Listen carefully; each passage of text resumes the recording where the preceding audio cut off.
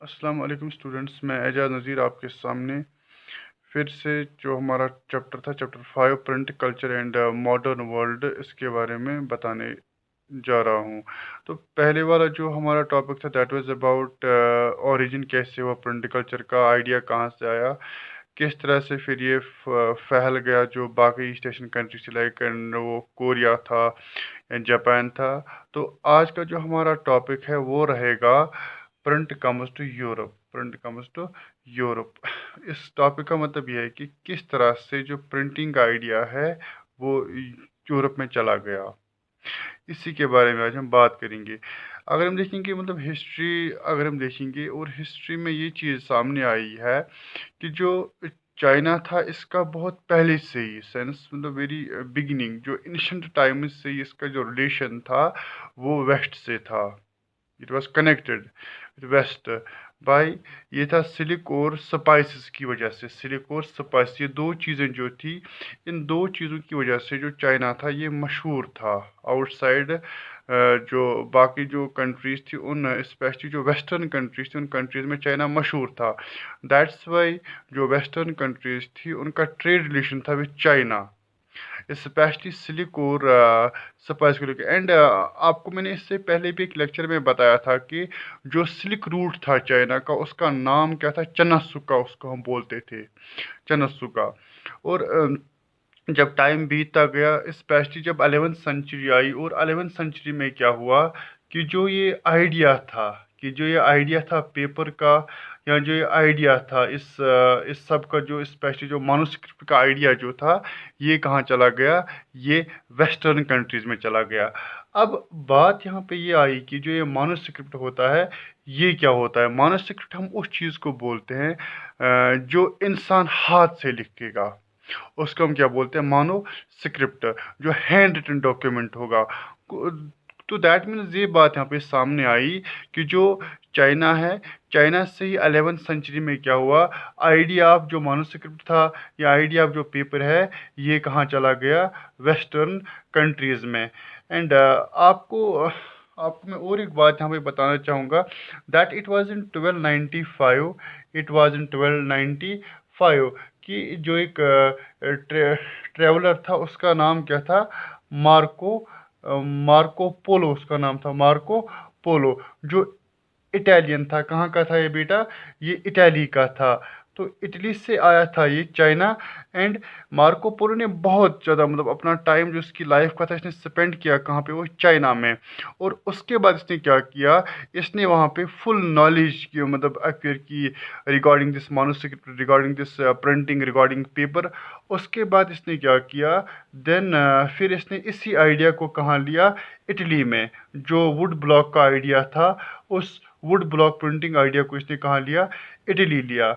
Then उसके बाद ये चीज़ सामने आई कि जो वुड ब्लॉक प्रिंटिंग थी, ये फिर इटली के साथ साथ फिर लेटर ऑन इसने फिर क्या किया, इसने फिर रुख किया जो बाकी कंट्रीज़ थी, वेस्टर्न कंट्रीज जो थी, जो यूरोप में बाकी कंट्रीज़ थी, उन कंट्रीज़ में फिर ये वुड ब्लॉक का जो आइडिया था ये फिर चला गया।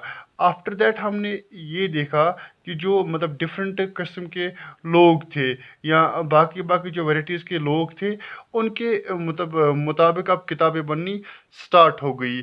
और इम्पॉर्टेंट चीज़ ये है कि जो सोसाइटी होती है, सोसाइटी में सभी लोग बराबर नहीं होते हैं। तो same was the case with this west. जो वेस्टर्न कंट्रीज़ थी, उन वेस्टर्न कंट्रीज़ में कुछ लोग ऐसे अभी भी थे जो चाहते थे कि जो बुक्स हो वो चीप हों, जो किताबें हों वो सस्ती हों। और उस ग्रुप में अगर हम देखेंगे, उस ग्रुप में हमारा जो वहाँ का मर्चेंट क्लास था, और जो स्टूडेंट्स थे, मर्चेंट्स और जो स्टूडेंट्स और मर्चेंट्स थे, वो ये चाहते थे कि जो किताबें हों वो बहुत ही सस्ती हों, क्योंकि उनके पास या तो बजट की बात होगी या कुछ और। तो उन्होंने क्या किया, उन्होंने अब जो मतलब ये वुडन ब्लॉक बुक्स आई, उन्होंने इनकी जो डिमांड वो खुद ब खुद फिर बढ़ गई। जो डिमांड थी इनकी वो खुद बढ़ गई। लेकिन हम ये नहीं कह सकते हैं, हम ये भी नहीं कह सकते हैं कि जो ओल्ड वहाँ पे मतलब किस्म का जो आइडिया था कि हाथ से लिखना, जो स्क्राइबर्स, उनको हम क्या बोलते हैं, स्क्राइबर्स। मतलब स्क्राइबर्स हम उनको बोलते हैं जो हाँ जो ये मतलब किताबें लिखते हों।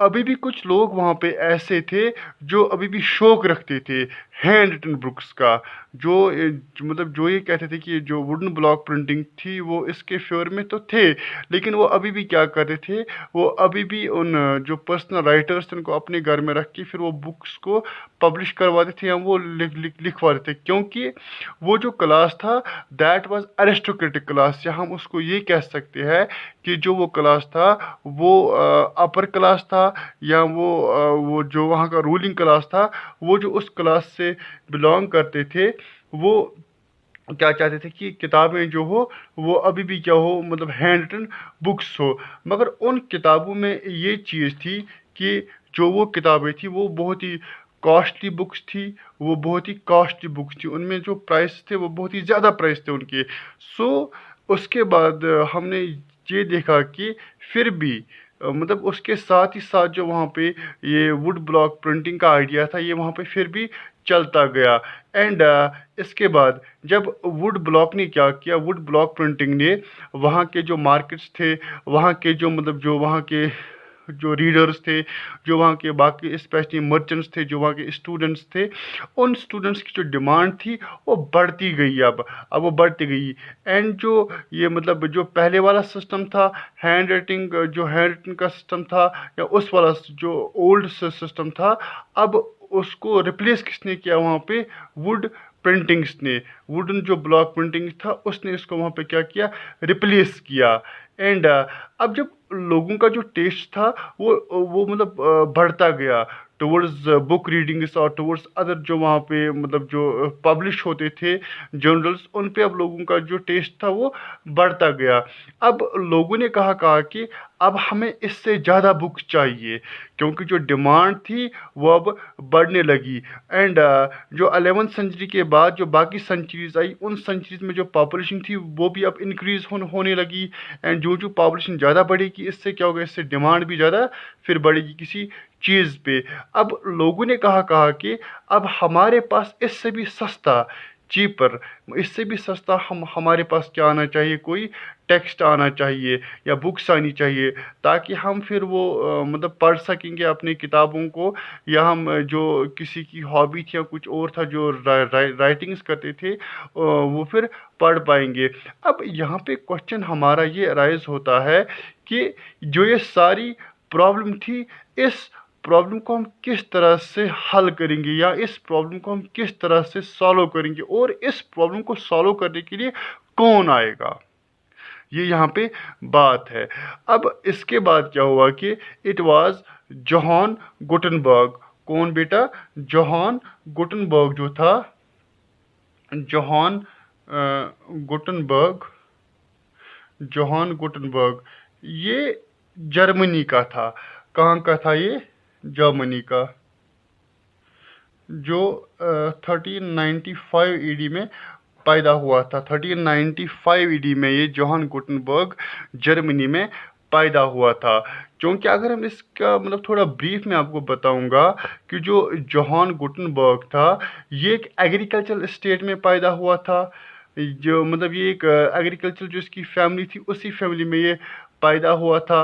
उसके बाद जो इसकी सारी वो लाइफ थी वो आसपास जो ऑलिव प्रेसेस और जो वाइन प्रेस थे इसके साथ इसका जो बचपन था वो मतलब बीतता गया। और जोहान गुटनबर्ग जो था इसने सबसे पहले वहाँ पे एक मॉडर्न मतलब एक मॉडल इसने बनाया, किसका, प्रिंटिंग का। इसने एक मॉडल बनाया प्रिंटिंग का, किस पे, जो ऑलिव प्रेसेस थे उसके बेस पे इसने क्या बनाई, पहली एक इसने प्रिंटिंग बनवाई वहाँ पे, जो प्रिंटिंग प्रेस थी। अब जो वुडन ब्लॉक का कंसेप्ट था, जो हैंड रिटन जो लिखते थे हाथ से, अब वो कंसेप्ट क्या हो गया, वो अब मतलब थोड़ा बहुत अब ख़त्म होने लगा, क्योंकि अब जो लोग चाहते थे कि हमारे पास क्विकर, हमारे पास फास्टर क्या होनी चाहिए, प्रोडक्शन होनी चाहिए टेक्स्ट बुक्स की, ताकि जो उनकी जो नीड्स थी, ताकि जो उनके जो मतलब डिज़ायर्स थे या बाकी चीज़ थी वो फिर बढ़ती।